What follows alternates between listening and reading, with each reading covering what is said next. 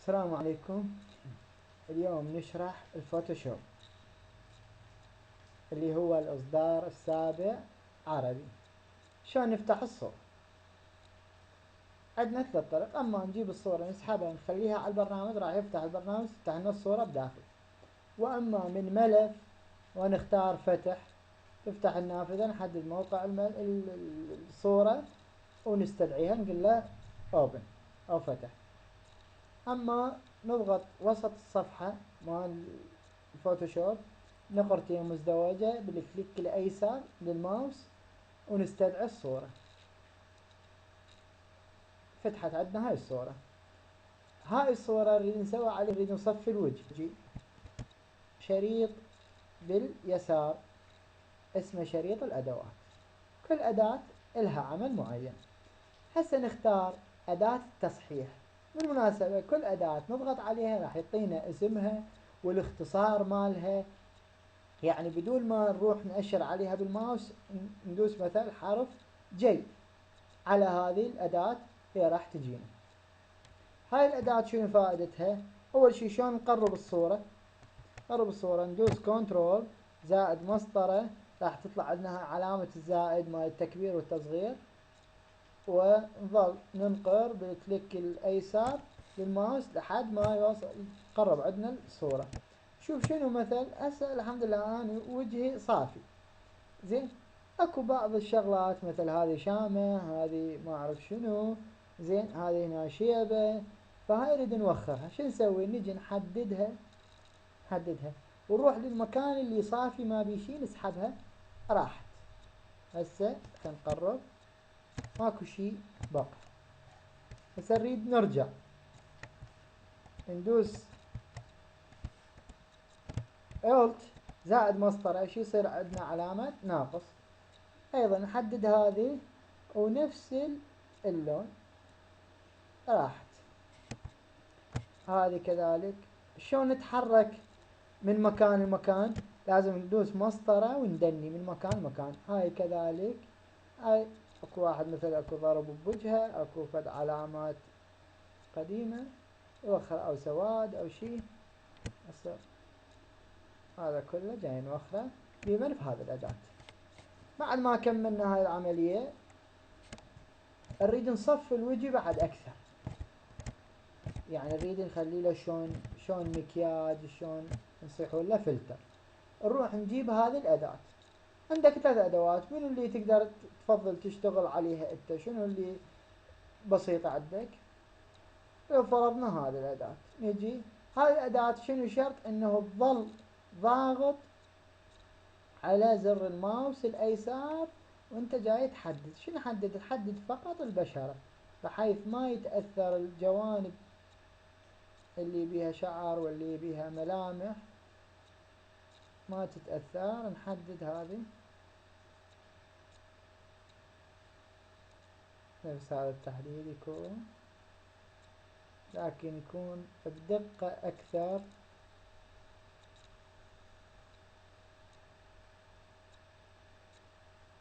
دقة أكثر حتى شنو تجي الصورة حلوة. حددنا هذا. شو نسوي؟ نضغط على أداة التطبيق. هذه الأداة أداة التطبيق، ندوس كنترول زائد جي، كنترول زائد جي، كنترول زائد تاء بالعربي. شو نسوي؟ هسه ندوس F7. شو نشوف؟ هذا اللي المكان اللي حددناه النسخ. وهسه انا اقول شنو فائدته. اذا نرجع خطوة للوراء، ندوس كنترول زائد الت زائد زد، يرجع خطوة للوراء كما كنت. هسه صار عندنا بهذه القائمة مال الشفائف صار عندنا 2 شفيفة او 2 لاير. نروح على كل واحد يشتغل بفلتر معين. انا بالنسبة لي اشتغل بهذا واشوفه حلو وما يسوي فد آثار مو حلوة. أروح على إضافات، على نقطة ما تمويه ضبابي، تمويه ضبابي. هذا تحدد النسبة حسب البشرة اللي موجودة. هاي تضيف شلون ضباب للوجه ولكن شنو نستخدمه استخدام صح يجي الوجه حلو. هسه لاحظ الوجه تقريبا صافي، بس شنو قوي كلش، لازم يكون نخففه. مثلا هسه انا اختاريت 9.7 اختاريت هذا. شو نروح نجيب أداة الممحات، ممحات هذه اختارها من الأدوات. هذا شنو فائدتها؟ فائدتها هذا اللي خليناه على شكل شعاع أو ضباب، شو راح يجي؟ راح يجي على العين، يجي على العين. فشنو؟ نصغر الدائرة ونوخره. لازم يكون شنو دائما محددة على هذه اللاير الأولى اللي هي بيها البشرة اللي قصيناها وطيناها فلتر. إن شاء الله واضحة الفكرة. فنوخر هذا المكان اللي تأثر، مثلا هنا الرموش الحواجب، هنا فد شي بسيط، هنا مثل شوارب. منو اللي يتأثر صار عليه ضباب؟ احنا نريد نصفي بس مثل الودنات والقصة زين. هسه تقريبا الوجه طبيعي، نريد نخففه، نريد شو اسمه حسب بشرة الشخص اللي موجود. زين. من بعدها هذا صار عندنا أكثر من لاير. هسه من نريد نحفظ الصورة ما تنحفظ يعني عندنا بالمضبوط، يعني نريد أغلق وأقول له نعم، أو أقول له كنترول زائد اس حفظ، ما راح تنحفظ عندنا بالصيغة اللي هي تفتح بكل برنامج. يعني راح تنحفظ بصيغة فوتوشوب، يعني نظامها يصير بي اس دي. فاحنا شو نسوي؟ ندوس كنترول زائد اي. شو راح يسوي؟ ندمج لنا هذا شو اسمه. قبل لا ندمجها خلينا نرجع خطوة للوراء. شوف شنو الفائدة من هذه، ليش نسخناها. اذا احنا اشتغلنا على الاصلية راح ما يصير عندنا فرق، وراح ما يبين عملنا، ولا نقدر نخفف هاي النسبة اللي خليناها هي. فش نسوي؟ هسه نضغط على هذا علامة العين، اختفى الفلتر. يعني هسه الصورة طبيعية شلون أول ما فتحناها، ونضغط عليها مرة ثانية، هاي الصورة بعد ما اشتغلناها. هاي الفكرة مالها. فنضغط على كنترول زائد اي دمج لنا الشفيفة. فش نسوي؟ أما نغلق ونقول له، يقول لنا هل تريد حفظ الصورة؟ نقول له نعم. حفظ التعديلات؟ نقول له نعم. أما ندوس كنترول زائد اس فهو راح شو يسوي؟ اوتوماتيكيا يحفظ الصورة. هاي طريقة. هسه حفظ لنا الصورة. بعد نريد شو نسوي؟ نريد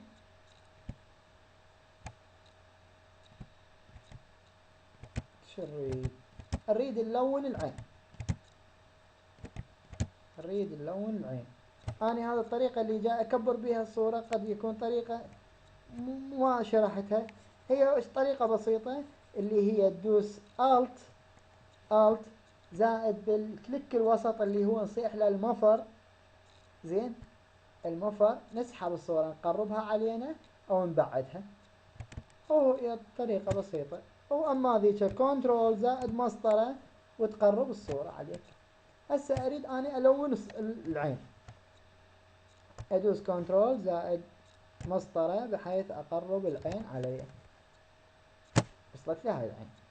أروح أحدد يعني العين هذه حسب البشر. أنت شوف شنو اللي متناسق ويا هذا الشخص، شنو المتناسق. مثلا أنا أعرف شنو لون عيوني، أروح أختار لون مقارب.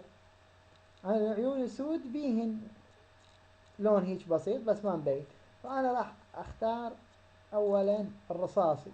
هاي طريقة أنا أشوفها ناجحة وجاي أشتغل عليها وحلو. أختار من هذا حامل اللون، أختار لون رصاصي بالبداية. أصغر الدائرة،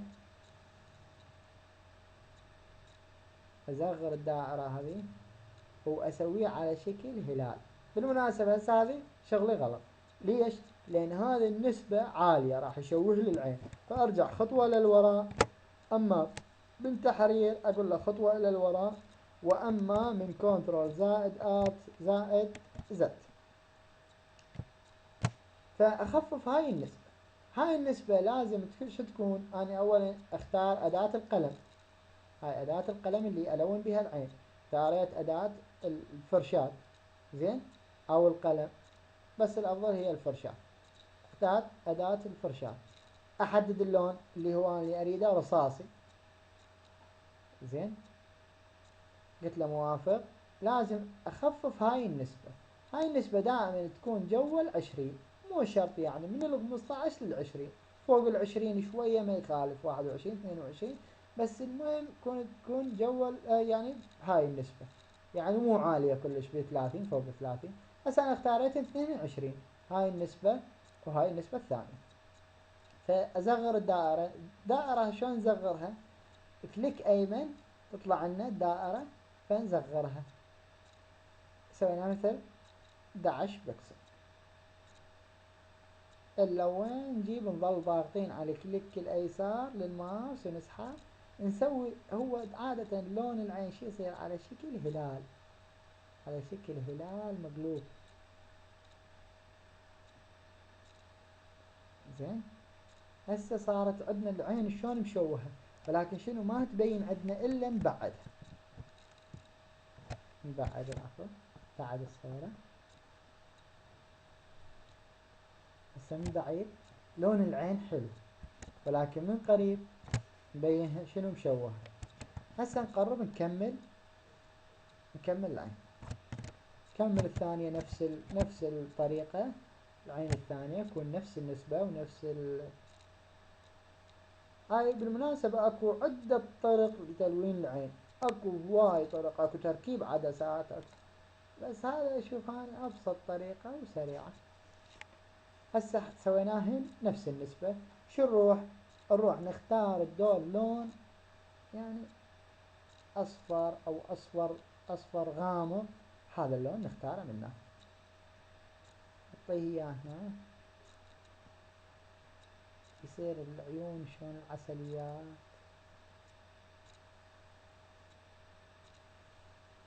نبعد الصورة.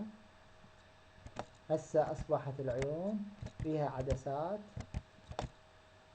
وعيون حلوة. هاي واحد. بعد ما كملنا هذا العمل نضغط على كنترول زائد اس. هذا شنو؟ حفظ العمل هذا اللي سويته، بحيث من اغلق البرنامج واروح للصورة القى هاي العمل اللي سويته موجود نفسيته. هسه هنا هذه محاضرة أولى. هنا هذه المحاضرة الأولى.